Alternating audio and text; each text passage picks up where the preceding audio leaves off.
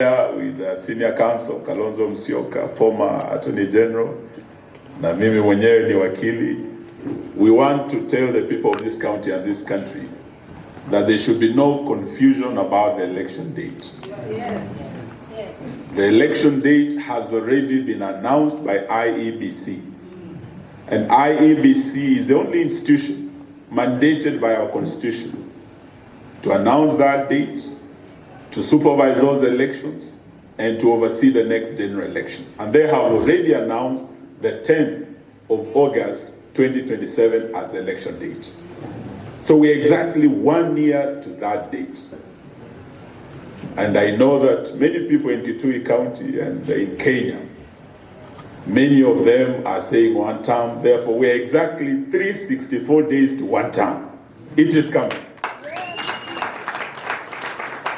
So we are very grateful that the church chose this day and this county to do what you have done today, to hold national prayers for peaceful elections. And I say that because as we gather here with the church, the religious leadership, we, the leadership of the alternative government, want to put God first as we start this journey into the next general election. So we thank you, the bishops, pastors who are here today, for allowing us to start the election year with you, for allowing us to start the election year with prayers for a peaceful election and for peace in our country. Tunasema mababa askofu, asanteni sana kutupa hii nafasi.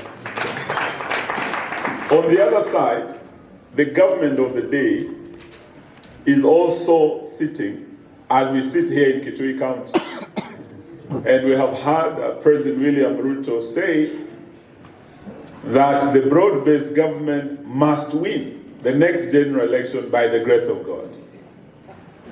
Now, you cannot have the two things. You cannot say must, then seek for grace. Can it happen really? So they are saying they must win this election. Then they have added by the grace of God.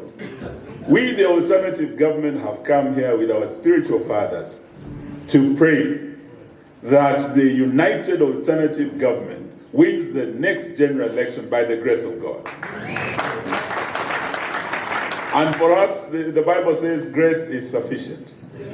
Your prayers today give us the confidence that we are going to win this election. But also, looking at what has happened here, I've been to Kitui many times as the Minister for Devolution. If there's a county I visited more than any other county, it was this county of Kitui. Tukiwa na Governor Ngilu, na Governor Malombi, we worked together. With my friend Stephen Kalonzo Musyoka, we have visited this county many times. But I have never seen Archbishop Kituva what I saw today, what you have done today.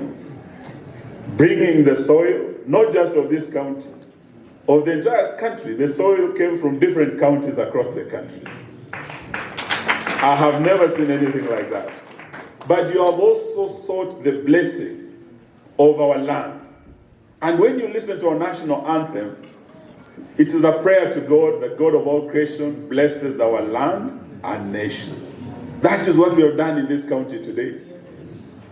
And when we are talking about the land, it is not the buildings, the affordable housing, the concrete. It is the soil that you have blessed today. That is the land that God has given us. And when you listen to 2 Chronicles, it says, if my people who are called by my name humble themselves and pray and turn away from their wicked ways and seek my face, I will hear their prayers from heaven and I shall heal their land. So the healing begins right here in this county today from the soil that you have blessed today. And it is that soil, when you listen to Cain being asked by God where his brother Abel is, he said the soil is crying. The blood of your brother cries from the land, from the soil. Today in this country, the blood of the young Gen Zs is crying. Because this government has shed the blood of the innocent children of Cain. We came to Ukambani with Mheshimiwa Kalonzo Musyoka to bury the first Gen Z who was killed by this government. He was a great-grandson of one of the mashujaa wa nchi hii, Muindi Mbingu. Si mnamkumbuka huyo shujaa? Rex Masai ni mjukuu wa nani? Muindi Mbingu. These are leaders who fought for this land and the soil you are blessed today. The next Gen Z we buried after Rex Masai was one called Willie Sitati. Willie Sitati is a great-grandson of Elijah Masinde, shujaa mwingine kutoka kule kwetu Western. Aliuawa na hii serikali. Tukaenda Vihiga, tukazika kijana mdogo anaitwa Brian. Aliuawa Nyalenda na ndugu yake.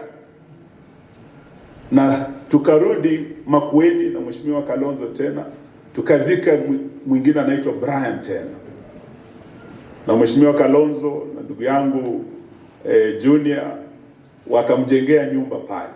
So today, as we meet here today, the soil is crying out because of the blood of these young people. And we are praying for healing. We are praying that we shed no other blood in this election year. Because wakati wa kura tulipoteza vijana wengi. Kura ya finance bill 2023, 2024, vijana waliuawa. Kwa by-election, Malava kule vijana waliuawa. Juzi Olkalao vijana wawili wameuawa. Therefore, our prayers today as the national leadership of this country and the alternative government is that we have shed too much blood. And this election, let it be a peaceful election, and let Kenyans choose their next government peacefully. Already, signs are showing that 75% of our country has already decided as we enter the election year. 75% wamepoteza imani na serikali ya Mheshimiwa Ruto. 75% of Kenyans can barely put food on the table.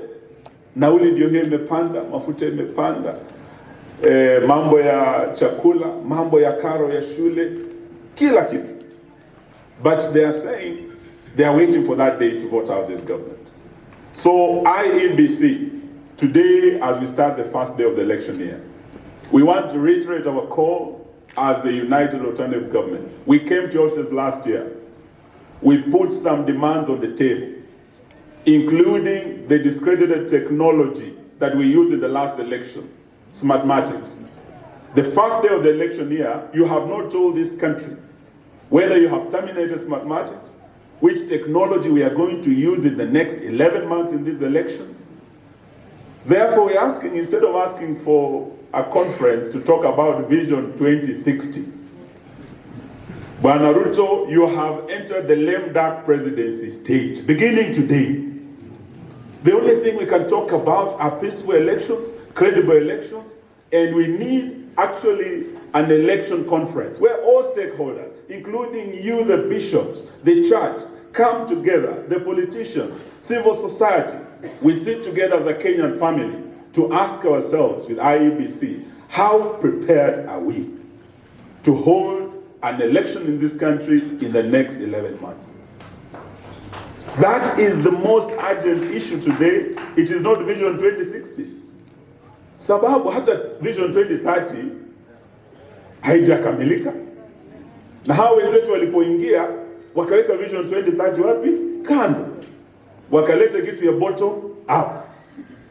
Zile miradi zilikuwa eneo hili that President Kibaki and Vice President Kalonzo Musyoka set in the Vision 2030, the flagship projects, zote zimewekwa wapi? Kando. Hapa Tuwake Dam, nilikuja hapa kama waziri wa maji to launch Tuwake Dam, ambayo itasaidia watu wa Kitui, watu wa Makueni hadi Machakos, Konza Techno City kupata maji. Imewekwa breaks. Haja kubwa ni hii mambo ya affordable housing, sababu simiti yote ni biashara yake, chuma yote biashara yake. Hata amefungua kampuni ya tiles pia anaweka kwa affordable housing. But the Vision 2030 project kwake imekwama. High ground falls down. Hiyo ndio sasa itamaliza shida ya maji, iongeze stima. If you are talking of a good life for Kenyans in 2030, we have 3 years to go. Bwana Ruto, finish Tuwake. High ground falls. Watu wa Ukambani, ninyi mliambia Ruto wajengee nyumba? Ninyi mnataka maji kwa nyumba yenu ama mnataka Ruto wajengee nyumba? Mnataka stima kwa nyumba zenu ama mnataka Ruto wajengee nyumba? Hii twake ikikamilika, High Ground Falls, maji yanaweza ingia nyumba zote Ukambani, stima itazalishwa, tutamaliza, tuwe na maisha bora. That is where our focus should be. Lakini sababu wameshindwa na kazi, si tumesema na huyu Kalonzo na huyu JB na Kinarigiji, tukichukua serikali, we still have 2 years to 2030, tutaunda ile commission itakayoangalia implementation ya Vision 2030. That is where the problem. Na hapo ndio tutaanzia the first 100 days, tuone hii twake itakamilika vipi, tuone hii High Ground Falls ilikwama wapi. Kule pwani kuna Mwache, wale wametoka pwani, Mwache down. Hapa Mzima Springs, this is what we are talking about. So sitaki niseme mengi leo, ni kuwapa matumaini ya kwamba we are ready. We have started the journey with you. Please walk with us. Yale mmetuambia tumeyasikia.